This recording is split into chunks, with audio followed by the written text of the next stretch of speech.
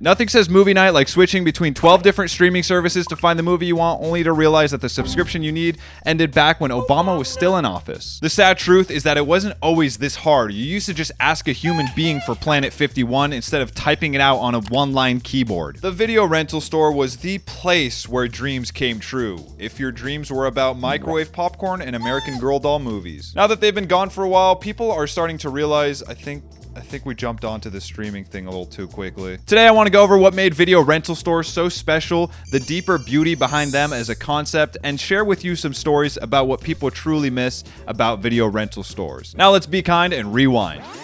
Okay, that was a little too far. You're just making it worse. Never mind. Never mind.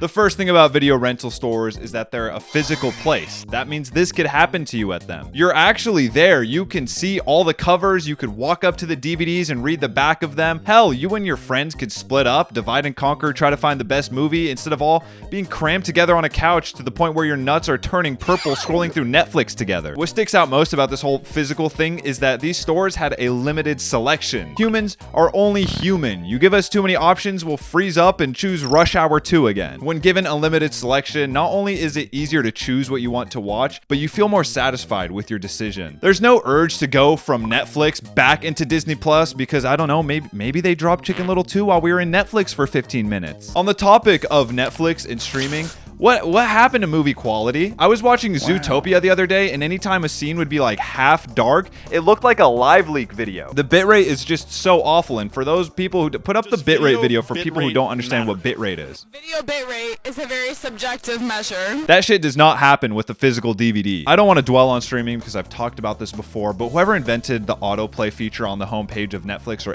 all the apps now, whoever invented that should have their hands super glued to a donkey's butt. I don't know, just something really bad. Like when the donkey poops, it goes in their mouth. That person sucks so bad. Not to mention the recommended system. When you search something and something else comes up, then thank you so much. Now everyone's gonna disagree on what we're gonna watch. If you like fedoras but hate lag, aka you're a gamer just like me, then you know that video rental stores offered something that is non-existent today: magnesium lollipops.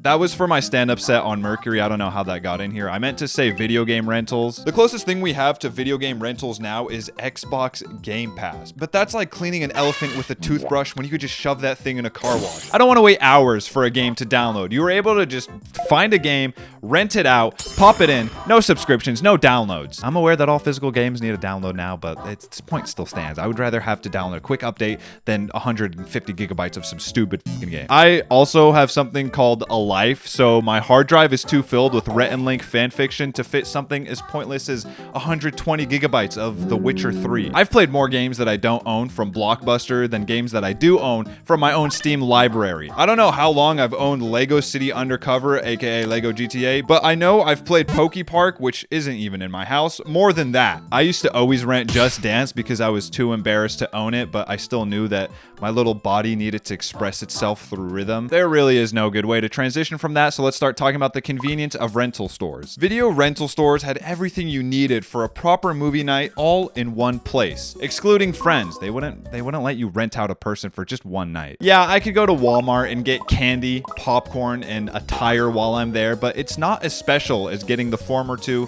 from a Blockbuster. My Blockbuster had cool gaming candy I couldn't find anywhere else, and you know, my flippy hair, YouTube watching, girl repelling, cargo shorts wearing, goofy ass was so hyped about that. I loved going to the checkout line after picking a movie and looking at all the snacks and grabbing something there. Blockbuster, and I assume Hollywood Video and all those other places, had everything you needed in one place, including awkward employees who gave you solid recommendations, but not enough eye contact. I don't think I've ever watched a movie recommended to me by an algorithm. Those clankers have a place in our lives, but them trying to recommend me anything Jonah Hill related after I finish Napoleon Dynamite is hallucination at its absolute worst. I think talking to people is the best way to find stuff you like, and consulting a minimum wage employee is always more fun than scrolling through Netflix, and at least it can hear you when you get mad at it. Having actual workers you could talk to and ask questions is nice, and why wouldn't you want to look a human in the eyes while checking out Serbian film? Video rental stores allowed us to connect with people, not only employees, but other customers, so you could say,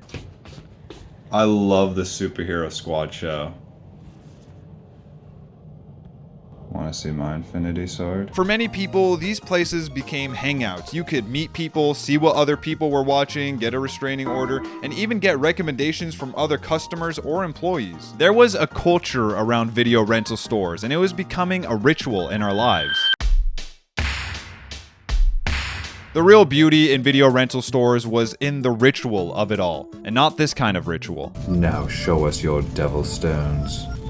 Your balls, take out your balls. Movie night was an event. My senior prom was less memorable than the night I rented Jack and Jill from Blockbuster and watched it on a laptop with my dad and brother. You had to go somewhere to initiate movie night. Movie nights don't feel like movie nights anymore because there's no event to it. You go from watching Family Guy's sexy moments on YouTube to Schindler's List on the same device in like 2 clicks. There was a vibe to going to a rental store. That's why we're so nostalgic for it. Does seeing this do anything for you? Unless you got a weird thing for old UIs, I'm positive your junk didn't even move an inch. Every time we'd go to Blockbuster, I'd do a loop, peek at the R-rated stuff, check out the new drops, get mesmerized by all the different covers around the store, then head over and actually pick a movie. Meanwhile, my little brother would be looking at the video games or the TV section and grabbing some Sonic or Mario cartoon. We would typically both decide on one movie, each grab a game, maybe some candy or snacks at the checkout line, then head home and pop that puppy into a laptop to enjoy the film. Puppy being the DVD, not like an actual puppy. That's illegal and probably not possible. All these little things would get our little brains into movie night mode, and I think a lot of people can agree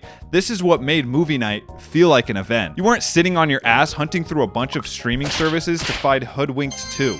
It was right there next to Hereditary for some reason. It also wasn't like you had instant access to any movie at any time. You had to drive to a special place with a specific look, smell, and feel to it. I just realized my copy of Bruce Almighty is actually a Blockbuster copy. I know it's not that rare, but I just thought it was funny that I picked up this movie and it happened to be from Blockbuster, and from 2004 nonetheless. You would pick up, feel, and read over a physical DVD box, and cranking your hog to an adult film on DVD just feels more authentic. Movie night to me is not just about the movie. Big surprise. It's about the memories and experiences around the whole night. Let me put it like this. We can get food delivered to our front door with like 2 clicks. Yet we still decide to dine out. It's not about the end product. It's about the context and the shared rituals we go through to get to it. With everything becoming ultra convenient to the point where you don't need to leave your house to do anything anymore, I think we're losing a lot of what makes us human. Okay, I went a little too deep there. I think it's important to go out and interact with the world and its people. That sounds like such a normal thing to say, but you'd be surprised how many people don't agree. It's fulfilling to have these rituals that make us who we are, even if it's something as simple as a building we go to get movies from. And what's not to love about driving somewhere, scavenging the whole place for a movie, paying for it, driving home, only to find out that it's basically piss the movie.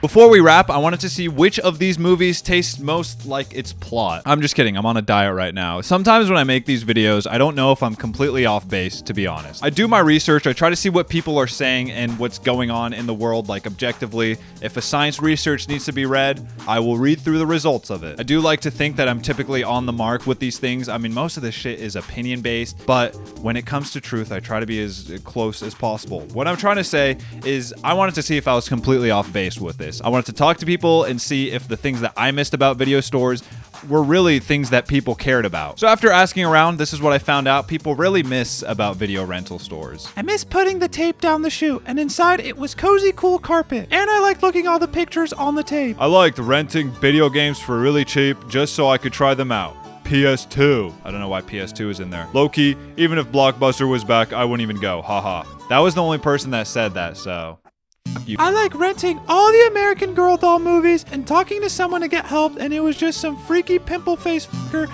that didn't know shit about little girl movies. I like to get snacks and candy at the front. Please block me. Why are you still texting me? I'm gonna have to reach out to the authorities if you keep this. What? That's so irrelevant. Well, they had a cute concession stand there, and it wasn't so overwhelming with the choices and was easier to decide because you saw all of your choices in person, not like today. Facts. See, I knew that people didn't like being bombarded with 300 freaking movies on Netflix. It's an illusion of choice, dude. It's not real. I feel like there's less choice fatigue. Now there is a million options. Also, everything is in one spot instead of 10 different streaming services. So goddamn real. Used to feel more like an event as a family watching a movie instead of just watching whatever you want whenever you want it. Thank you. See, these are things that I said in the video. I'm not crazy. I'm not crazy. So true, and having like a sleepover and going to pick out the movie was so cute. And then it's this emoji.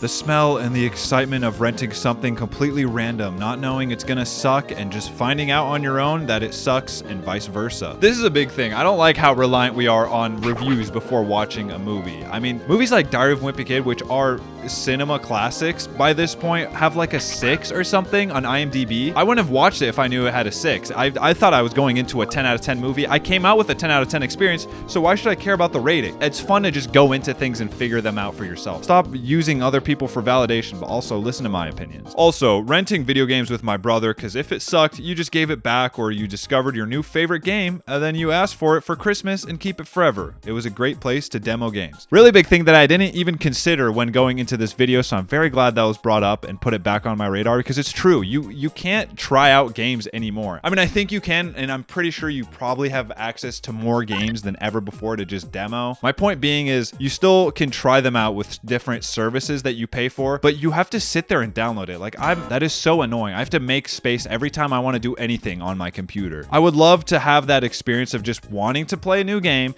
and then you go and you rent it out, you try it, and you have 2 days so you don't procrastinate, or maybe it was 5 days. You have a few days to try it out so you don't procrastinate. You actually try it out, and that was it. You popped it in, you gave it a shot, you enjoyed it, or you returned it and never looked at it again.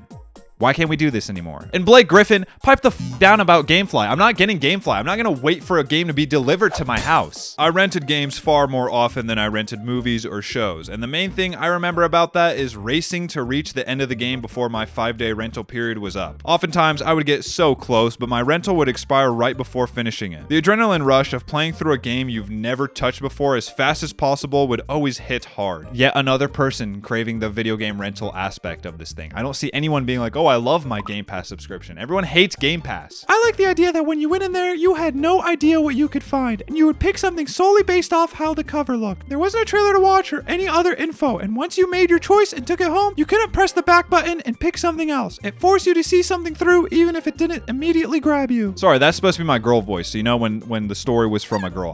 I'm not very good at it. I should learn from the drive-thru guy. The guy that goes to the drive-thru with a girl voice. He's really good at it. Hold on, you sound hella cute. I'm so sorry. But that last one is very true. It goes back to that having too much information. We're not really making decisions based off of our own instinct. It's all just what are people online saying? But again, if it comes to my decision, you definitely should check out what I'm talking about, especially How To with John Wilson. If you haven't seen that, dude, get your shit together, go watch it. Video rental stores were really a special place, and I don't know how many people would go back to them if they were still around. I know 90% certainty that I would. Yeah, it's more inconvenient to drive somewhere and look around and try to find something, and you might not even find the movie that you originally wanted, but I don't know, there's fun in that. I mean, clearly other people can agree. It's not fun to know everything about a movie before you go into it. This was a physical place you went to that had one purpose: serving you on movie night. When it comes to a store dedicated to just fun, it's hard to kind of hate on it. Like other places like Walmart, like, yeah, probably not the best place. It looks depressing in there. I hate going in there, and I don't want to ever do it again. But for Blockbuster, you were only going in there for a good time, you know? You weren't rushing in to get those circle things for your corn toes. I mean, I'm sure there's probably cases where a parent had to rush to Blockbuster because their kid was violently crying about wanting to watch Bob the Builder, the movie, and they would not stop until they got it. But an emergency Blockbuster visit is not going to be as bad as an emergency Walmart visit. There's just no way. I think we're too quick to abandon something for the sake of convenience and not really think about, well,